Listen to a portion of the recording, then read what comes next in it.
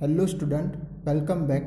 आज हम बात करेंगे thermal power plant, hydro power plant and wind energy के बारे में, यानी कि इनके थ्रू जो इलेक्ट्रिसिटी है वह कैसे जनरेट होती है। ओके, और इसके साथ इसके एडवांटेज क्या होगी और डिसएडवांटेज क्या होगी। ठीक है, तो फर्स्ट हम स्टार्ट करते हैं थर्मल पावर प्लांट। तो थर्मल का मतलब होगा हीट, यानी कि हम हीट प्रोड्यूस करके हीट देकर इलेक्ट्रिसिटी कैसे जनरेट कर सकते हैं। ठीक है, तो इसके लिए एक सिंपल सी ये फिगर हम पहले समझते हैं। तो यहाँ पर मैंने एक प्रेशर कुकर लिया है और वहाँ पर हम क्या कर रहे हैं, पानी को हीट कर रहे हैं, जिसकी वजह से उसकी स्टीम बनेगी, वेपर बनेगी। ठीक है, और उस वेपर को यहाँ पर एक टरबाइन यानी कि टरबाइन्स के जो ब्लेड है उसके ऊपर थ्रो किया जाएगा। ठीक है, तो वह जैसे ही थ्रो करेंगे तो वह फोर्स की वजह से, क्योंकि वह प्रेशर से निकलेगा बाहर, तो वह प्रेशर की वजह से या फिर फोर्स की वजह से क्या होगा, ये टरबाइन्स के ब्लेड घूमते हैं और इन टरबाइन के साथ कनेक्ट होता है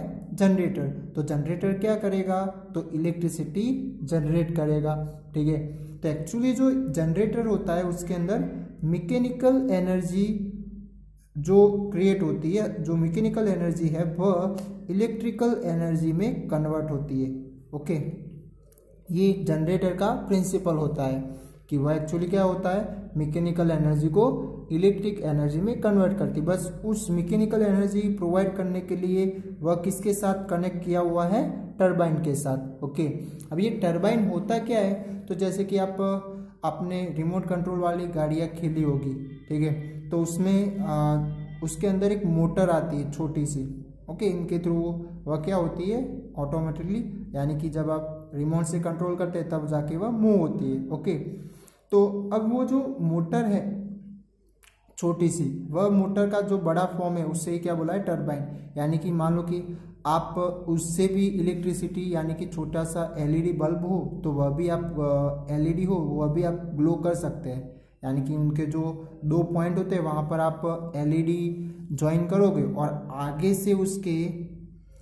से उसे हो सके उतना ज़्यादा घुमाओगे, आप हो मोशन दोगे, तो क्या होगा, वहाँ पर आपको बल्ब यानी कि एलईडी जो होती है वह ग्लो होती हुई देखने को मिलेगी। ओके, तो ये कुछ टरबाइन में भी ऐसा ही होता है। टरबाइन के साथ जो जनरेटर होता है, तो जनरेटर के अंदर डायनेमा जो होता है ना, वह घूमता है। इसकी वजह से वह मैकेनिकल एनर्जी इसमें से इलेक्ट्रिक एनर्जी प्रोवाइड होती है। ओके, तो यहाँ पर ये जो हीट देने की वजह से क्या हुआ, ये टरबाइन के ब्लेड घूमे और उन टरबाइन के साथ जनरेटर कनेक्टेड था, जिसकी वजह से हमें इलेक्ट्रिसिटी प्रोवाइड हुई। तो ये हीट की वजह से इलेक्ट्रिसिटी प्रोवाइड हो रही। फर्स्ट ऑफ ऑल हमने क्या किया, हीट दिया ना, तो इसकी वजह से इसे थर्मल पावर प्लांट बोला जाता है। ओके, अब ये जो भी यहाँ पर अभी हम पढ़ेंगे तो उसमें ये वाला तो सब में कॉमन ही आने वाला है कि इलेक्ट्रिसिटी जनरेट करने के लिए आपको टरबाइन का यूज करना पड़ेगा, जनरेटर और इलेक्ट्रिक एनर्जी आपको मिलेगी। ठीक है, तो अब नॉर्मली जो भी होगा वह क्या किया जाएगा, तो source of energy, different source of energy लेने पड़ेंगे। ओके, उनके थ्रू आपको क्या करना पड़ेगा, टरबाइन को घुमाना पड़ेगा। ओके, और टरबाइन के साथ जुड़ा हुआ जनरेटर फिर क्या करेगा, इलेक्ट्रिसिटी प्रोड्यूस करेगा।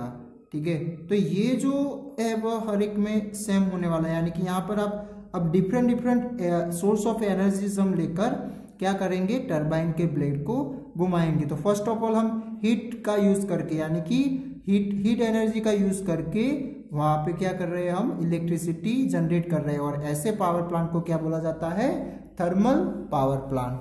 ठीक है, तो देखते हैं power plant which use heat energy to generate electricity. तो ऐसे पावर प्लांट में क्या होता है, हीट एनर्जी देकर इलेक्ट्रिसिटी जनरेट की जाती है। अब ये हीट एनर्जी देने के लिए क्या यूज करना पड़ेगा, तो फॉसिल फ्यूल। और उसमें से फॉसिल फ्यूल यानी कौन से, कोल है, पेट्रोलियम है, नेचुरल गैस है। तो उसमें से ज़्यादातर ये जो भी थर्मल पावर प्लांट होते हैं उसमें कोल का यूज करके इलेक्ट्रिसिटी जनरेट करते हैं। ठीक है, तो अब ये जो burning of fossil fuels produce steam and run turbine. तो यहाँ पर यानी कि ये जो अब ये उसकी जो पूरी स्ट्रक्चर होती है तो उसमें क्या होता है कि बॉयलर होता है, क्या होता है, एक नॉर्मली मैं आपको फिगर के साथ समझाऊँ तो बॉयलर जिसके अंदर पानी होगा, तो वह पानी हीट होकर जब हम उसे हीट देंगे कोई भी फॉसिल फ्यूल से, ठीक है, तो वह हीट होकर क्या होगा, टरबाइन के ऊपर वह थ्रो की जाएगी, ठीक है। तो टरबाइन की जो ब्लेड होते हैं उसके ऊपर थ्रो होगा तो वह टरबाइन घूमेगा, ओके, क्या घूमेगा, टरबाइन। और उन टरबाइन के साथ क्या कनेक्ट किया होता है, जनरेटर कनेक्ट किया होता है, और उन जनरेटर से फिर क्या मिलेगी, हमें इलेक्ट्रिक एनर्जी मिलेगी, ठीक है। तो ये जो बॉयलर में क्या किया जाता है, पानी को स्टीम में कन्वर्ट किया जाता है, बट कैसे, उसे हीट प्रोवाइड करके, फॉसिल फ्यूल से जो हीट प्रोवाइड होती है उनके थ्रू वह स्टीम में कन्वर्ट होता है, और स्टीम की वजह से एक फ्लूइड जो क्रिएट हुआ तो उसकी वजह से वह टरबाइन्स के ब्लेड को आप रन कर सकते हैं, ओके। क्योंकि जो अपने हाथ से घुमाएंगे तो उतना ज़्यादा नहीं घुमा सकते हैं, ओके, तो उसे दूसरे सोर्सेस का यूज करके हम वह टरबाइन्स के ब्लेड घुमाते हैं। तो setup the near the coal and oil fields to minimise the cost of transportation and production, okay. तो अब ये जो थर्मल पावर प्लांट होते हैं वह कहाँ पर सेट किए जाते हैं या फिर कहाँ पर बनाए जाते हैं, तो कोल और ऑयल जहाँ से प्रोड्यूस हो रहे हैं, ओके, जहाँ बन रहे हैं, ओके, तो उनके नज़दीकी ये power plant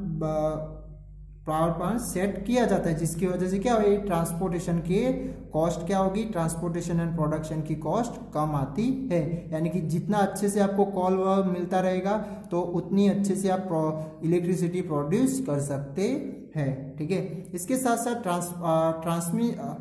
transmission of electricity is more efficiently, okay. तो ये बात थी थर्मल पावर प्लांट के बारे में। अब हम बात करते हैं हाइड्रो पावर प्लांट। तो हाइड्रो पावर प्लांट यानी कि हाइड्रो मतलब वाटर, तो वाटर यानी कि हाइड्रो एनर्जी, वाटर एनर्जी का यूज करके इलेक्ट्रिसिटी कैसे प्रोवाइड की जाएगी, कैसे जनरेट की जाएगी, ठीक है। तो अब ये कैसे किया जाता है, तो डैम्स, जो बड़े बड़े डैम्स है, ठीक है, तो उन डैम पर इस तरह की टरबाइन की अरेंजमेंट होती है, तो उनके थ्रू क्या होगा कि पानी को पूरा टरबाइन के ब्लेड के ऊपर थ्रो किया जाता है स्पीडीली, ओके। तो क्योंकि जो डैम्स वगैरह होंगे तो उन डैम्स में जो पानी होगा वह पोटेंशियल यानी कि रेस्ट फॉर्म में होता है, ओके। तो उनके अंदर क्या मौजूद होगा, पोटेंशियल एनर्जी होगी, ओके। तो उन पोटेंशियल एनर्जी पानी के अंदर जो स्टोर्ड है, ओके, तो उनके थ्रू जब उसे मोशन में लाया जाएगा तो वह पानी की एनर्जी किस में कन्वर्ट हो जाएगी, काइनेटिक एनर्जी में, ठीक है। और उन काइनेटिक एनर्जी के थ्रू ब्लेड के ऊपर, जनरेटर के ब्लेड के ऊपर थ्रो किया जाता है। तो जनरेटर के अंदर क्या होगा, मैकेनिकल एनर्जी क्रिएट होगी और मैकेनिकल एनर्जी में से इलेक्ट्रिकल एनर्जी कन्वर्ट की जाती है, यानी कि ये जनरेटर का यूज करके, ठीक है। तो ये इस तरह से कुछ हाइड्रो पावर प्लांट में होता है, ओके। बट ये पोटेंशियल एनर्जी किसकी होती है, तो वाटर, तो वाटर को जो स्टोर किया गया है तो इसकी वजह से इससे दूसरा बोलना हो तो हाइड्रो एनर्जी भी बोला जाता है, ओके। तो ये बात थी हाइड्रो पावर प्लांट के पूरी, यानी कि किस तरह से ये इलेक्ट्रिक एनर्जी बनाई जाएगी, प्रोड्यूस की जाएगी, ठीक है। यानी कि बनाई नहीं जाती बट ये एक एनर्जी में से दूसरी एनर्जी में कन्वर्ट हो रही है, ओके। तो convert the potential energy of falling water into electricity, तो जो पानी के अंदर जो पोटेंशियल एनर्जी रेस्ट फॉर्म में था, स्टोर किया था, इसकी वजह से पोटेंशियल एनर्जी में उसके साथ अंदर स्टोर थी, तो वह पोटेंशियल एनर्जी जब उसे मूव किया जाता है, उससे टरबाइन के ऊपर फ्लो किया जाता है, फॉल किया जाता है, ठीक है, तब जाके वह काइनेटिक एनर्जी कन्वर्ट होकर इलेक्ट्रिसिटी जनरेट होती है, ओके। नेक्स्ट कि hydro power plant are associated with dam, और ये कहाँ पर बनाए जाएंगे, जहाँ पर डैम्स होते हैं वहाँ, और जो बड़े बड़े डैम्स जैसे कि हमारा नर्मदा जो डैम है, ओके, तो वहाँ पर भी इस तरह का हाइड्रो पावर प्लांट है, ठीक है। नेक्स्ट हम बात करते हैं उसके एडवांटेज। तो एडवांटेज में फर्स्ट बात करें तो नो एनवायरमेंटल पॉल्यूशन, तो ये एनवायरमेंटल पॉल्यूशन करेगा नहीं। Second, flowing water is the renewable sources of electrical energy, तो ये तो क्या है, यानी कि ये पानी है तो वह फ्लोइंग वाटर है, तो ये टाइप की क्या हो जाएगी, रिन्यूएबल सोर्सेज हो जाएगी, यानी कि फिर से हम यूज कर सकते हैं। Construction of dams prevent flooding of river, provide water and water for irrigation, तो इस तरह से हम मान लो कि आप इलेक्ट्रिसिटी प्रोवाइड करने के लिए डैम्स वगैरह कंस्ट्रक्ट करेंगे, ठीक है, तो उनके थ्रू हमें दूसरे भी काम में आएगा, जैसे कि पीने लायक पानी भी मिलेगा, इसके साथ साथ इरिगेशन के लिए वाटर भी प्रोवाइड किया जाएगा, ठीक है, कैनाल वगैरह बनाकर, ओके, जैसे नर्मदा में किया हुआ है, ठीक है। तो ये कुछ उनके एडवांटेज थे। अब हम देखते हैं डिसएडवांटेज। तो डिसएडवांटेज में large area of the agricultural land and vast variety of flora and fauna, human settlement gets submerged in the water to reservoir from by the dam, यानी कि अब ये डैम्स के थ्रू, यानी कि ये हमने पूरा कंस्ट्रक्ट किया तो इसके पीछे पूरा पानी क्या होता है, स्टोर होता है, ठीक है, इसकी वजह से यानी कि काफी जगह वह ऑक्यूपाई कर लेगा वह पानी, ओके, तो इसकी वजह से फ्लोरा है, फोना है, फिर ह्यूमन जो वहां पर रहते होंगे उन्हें भी दूसरी जगह सेटल होना पड़ेगा, ओके, तो उनकी जो भी चीजें वह क्या होने लगेगी, पानी के अंदर सबमर्ज होने लगती है, ठीक है। और नेक्स्ट देखते हैं कि the large ecosystem of the destroy, और इनकी वजह से जो बड़ी मात्रा में इकोसिस्टम भी क्या होती है, वहां पर प्लांट है, डिफरेंट ऑर्गेनिज्म वह क्या होने लगते हैं, डिस्ट्रॉय होने लगते हैं, ठीक है। फिर vegetation that submerge under water rots under anaerobic condition and produce large amount of methane and which is greenhouse gas। अब ये जो प्लांट या फिर पौधे वगैरह थे, ठीक है, ट्री पौधा जो, तो वो सारे क्या होगी, अब पानी के अंदर सबमर्ज होने लगेंगे, तो वह क्या होते हैं, फिर पानी के अंदर रोट होना स्टार्ट कर देंगे, ओके, और उनको ऐसे एयर नहीं मिलेगी, तो इसकी वजह से वह अनएरोबिक रेस्पिरेशन, यानी कि अनएरोबिक वहां पर कंडीशन प्रोवाइड होगी, क्रिएट होगी, जिसकी वजह से वहां पर उनके थ्रू मीथेन गैस प्रोड्यूस होना स्टार्ट होता है, और वह मीथेन गैस क्या करता है, तो ग्रीन हाउस इफेक्ट के ऊपर असर डालता है, एक वह ग्रीन हाउस गैस भी है, ठीक है। तो ये मीथेन गैस की वजह से, यानी कि ये इसका डिसएडवांटेज हो जाएगा। नेक्स्ट देखते हैं कि creates the problems of satisfactory rehabilitation of displaced people, तो जो भी पीपल होते हैं जहाँ पे पहले वहाँ रह रहे थे, वह जब उन्हें डिस्प्लेस किया जाता है, दूसरी जगह पे रहना होता है, तो वह एक सेटिस्फाई होते नहीं है, ठीक है, तो एक ये इस तरह की प्रॉब्लम क्रिएट होती है, ओके। तो ये कुछ एडवांटेज और डिसएडवांटेज थे हाइड्रो पावर प्लांट के बारे में। अब हम देखते हैं विंड एनर्जी। तो विंड एनर्जी कैसे क्रिएट होती है, तो वह होता है ये सोलर रेडिएशन की वजह से, यानी कैसे, तो जो सोलर रेडिएशन है, जब लैंड और पानी, वाटर बॉडीज दोनों के ऊपर जब फॉल्स होती है, ठीक है, तो वह डिफरेंट अनइक्वल क्वांटिटीज में हीट होती है, ठीक है, इनकी वजह से इन तरह का जो डिफरेंस क्रिएट हुआ, तो वह डिफरेंस की वजह से क्या होगा, वहां पर विंड क्रिएट होती है, यानी कि विंड ब्लो होने का फिर स्टार्ट करती है वह एक रीजन से दूसरे रीजन पर, ठीक है। तो unequal heating of the land mass and water bodies by solar radiations generate air movement and cause wind to blow. तो ये सोलर रेडिएशन की वजह से इस तरह से विंड ब्लो होती है या फिर एयर की मूवमेंट होती है, ओके। अब ये जो मूवमेंट हुई, इट मीन्स विंड के अंदर क्या हुई, क्या क्रिएट हुआ, काइनेटिक एनर्जी क्रिएट हुई, ठीक है, यानी कि काइनेटिक एनर्जी में कन्वर्ट हुआ।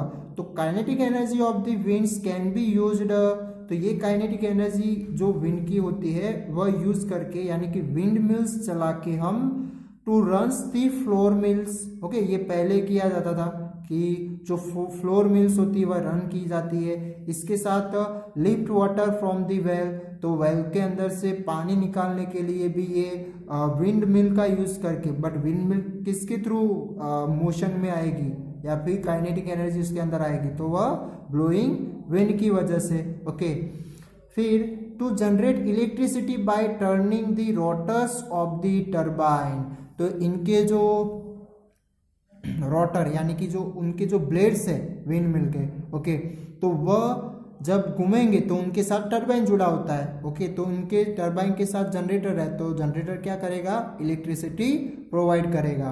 तो to generate electricity by turning the rotors of the turbine, ठीक है। फिर a number of windmills are erected over a large area called wind energy farm, तो ये डिफाइन तो आप आगे भी पढ़ चुके हैं। विंड एनर्जी फार्म किसे बोला जाता है कि जहां पर ज्यादा नंबर में विंड मिल्स,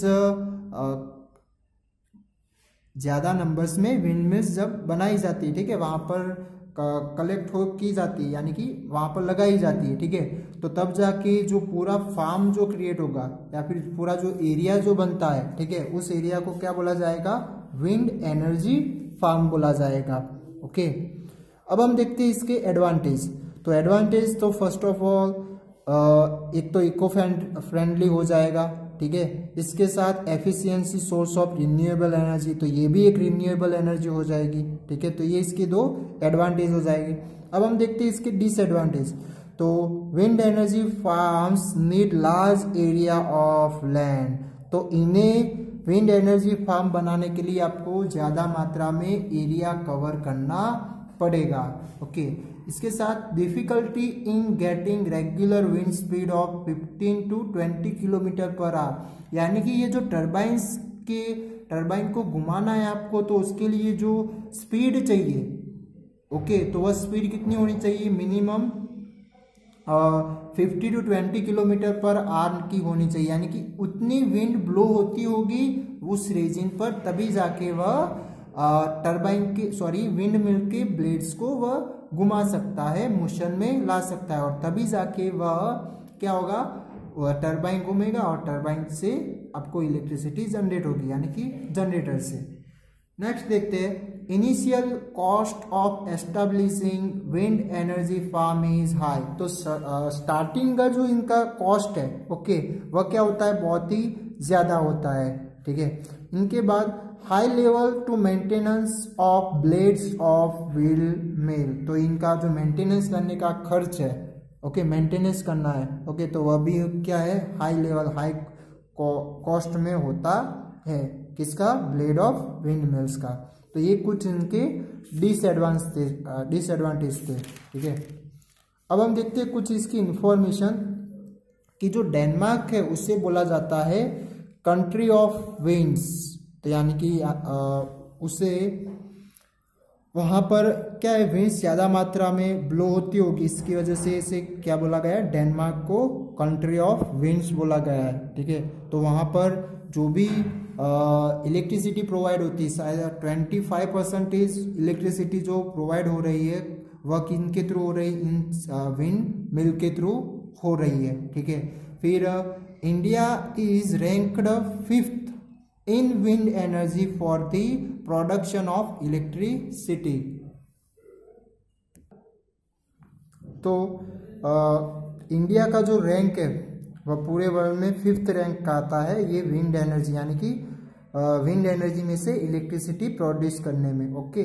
और उनमें भी जो in India largest wind energy farm has been established near Kanyakumari in Tamil Nadu, तो कहाँ पर ये इंडिया का लार्जेस्ट विंड एनर्जी फार्म पाया जाएगा या फिर एस्टेब्लिश किया हुआ है, तो कन्याकुमारी, नियर कन्याकुमारी, और कन्याकुमारी कहाँ पर है, तमिलनाडु के अंदर, ठीक है। और वह कितना पावर इलेक्ट्रिसिटी जनरेट करता है, तो 380 मेगावाट, कितना, 380 मेगावाट, ये वाट क्या हो जाएगा, इलेक्ट्रिसिटी का पावर हो जाए, पावर का यूनिट हो जाएगा, ठीक है, यानी मेगावाट, तो 1 मेगावाट यानी कितना हो जाएगा, 10⁶ वॉट हो जाएगा, ठीक है। जैसे कि आपने 1 kilowatt is equal to कितना होता है 10⁻³ वॉट, ओके, यानी कि 1000 वॉट, ठीक है। तो ये बात थी कुछ इंफॉर्मेशन विंड एनर्जी के बारे में। तो आज हमने देखा 3 टाइप के प्लांट्स, एक तो thermal power plants, hydro power plant and wind energy, ठीक है, उनके एडवांटेज और डिसएडवांटेज, ठीक है। Thank you.